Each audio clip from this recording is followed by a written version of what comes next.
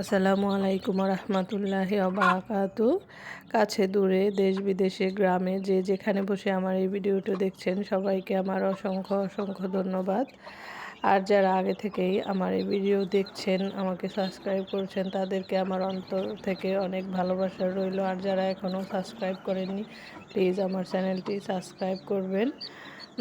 আবারও চলে আসলাম আমার এই ছোট ছোট মুরগির বাচ্চাগুলোর ভিডিও নিয়ে। মুরগিকে আমি রেডি ফিড খাওয়াচ্ছি, ঠিকমতো পানিও দিচ্ছি, তারপরও কেন যেন পাক ঝুলে যাচ্ছে, ঝিমাচ্ছে, দুইটা বাচ্চা মরেও গেছে।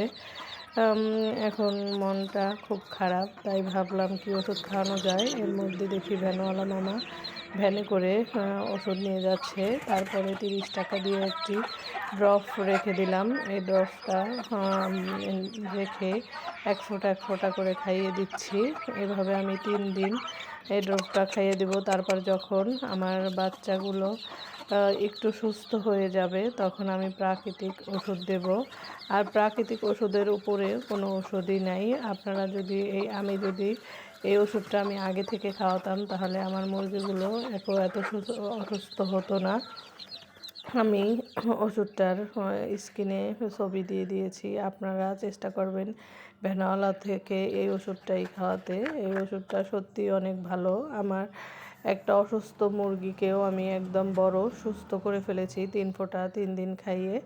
এই যে দেখেন ওষুধটা, এই ওষুধটাই খাওয়ানোর চেষ্টা করবেন। তারপরে আমি খাইয়ে দেব।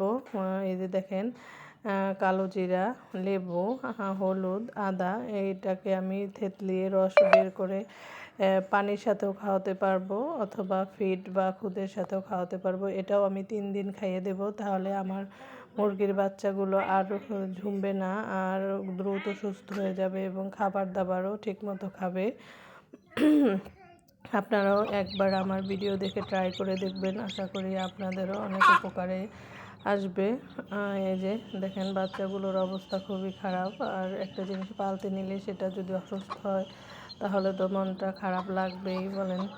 এই যে মুরগিগুলো সবগুলো কেমন কীভাবে ঝিমাচ্ছে।